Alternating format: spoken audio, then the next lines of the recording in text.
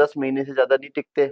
उसके बाद में वो बोल बदल जाते हैं, उनकी लय बदल जाती है। लेकिन मेरा सवाल ये कि पहले के कीर्तनों में और अभी के कीर्तनों में क्या अंतर है? और कीर्तनों में आजकल एक परिपाटी हो गई, इत्र डालना, जोत में डालना या बाबा के लिए तरह-तरह के महँगे-महँगे फूलों का श्रृंगार करना। तो भाव तो बाबा से बा ये बात तो तय है कि बाबा भाव से हाँ, मा रिश्ता है। रिझता है।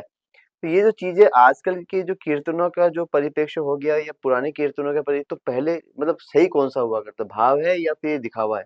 इस सबसे बड़ी बात आपने बहुत अच्छा सवाल किया, कीर्तन का माध्यम और जो ये आजकल जो कीर्तन हो रहा है, ये कीर्तन का माध्यम है केवल बाबा श्याम को रिझाने का।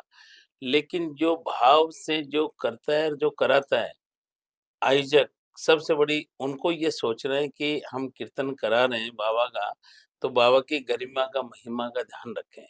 महाराज आलू सिंह जी कीर्तन करते थे, तो उस कीर्तन में न तो चाय-पानी की वहाँ व्यवस्था होती थी, न पानी पीने देते थे, 2 घंटा, 4 घंटे रात भर जैसे भी और पूरा भजन गाते थे। जिस भी भगत ने जो भजन बनाया, उसका यदि नाम नहीं लेंगे, 2-2 लाइन बोलेंगे तो उसका फल अपन को नहीं मिलेगा। जैसे कि हनुमान चालीसा पूरा ही बोलते हैं अपन, सुंदरकांड भी पूरा करेंगे, श्याम चालीसा भी पूरा करेंगे। उसी प्रकार से महाराज कहते थे, जिस भगत ने जो भजन बनाया, महाराज ने तो कभी भजन बनाया नहीं।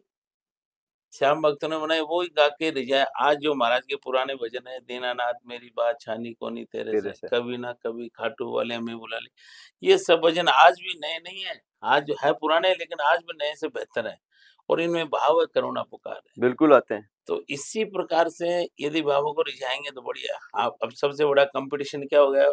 श्याम भक्तों में, श्याम मंडलों में आपने इतना खर्चा किया तो हमें इतना करना है, लेकिन उस गरिमा की शुद्धता ही सफाई नहीं है। मंदिर में या कीर्तन में, सत्संग में साक्षात वही समझे कि बाबा यहाँ विराजमान है। अब लोगों को मैं देखता हूँ मुँह में पान होता है, कमर में बेल्ट होता है, चौं डुलाते हैं और किस शुद्धता ही सफाई से आते हैं, नहीं आते हैं, हर आदमी जोत लेता है। हुँ। लो, बड़ी अच्छी बात है। लेकिन वो शुद्धता ही सफाई नहीं है तो जोत के पास से दूर से बैठ के बाबा कीर्तन सुने, हाथ जोड़ के, तो मैं समझता हूँ उससे ज़्यादा पुण्य उसको वो मिलेगा। जोत की आपने बहुत अच्छी बात बीच में कही और मैं आपसे पूछने भी वाला था कि अपन 12 की जोत बाबा की लेते हैं। 11 की रात जगाते हैं और बाबा की 12 की जोत लेते हैं।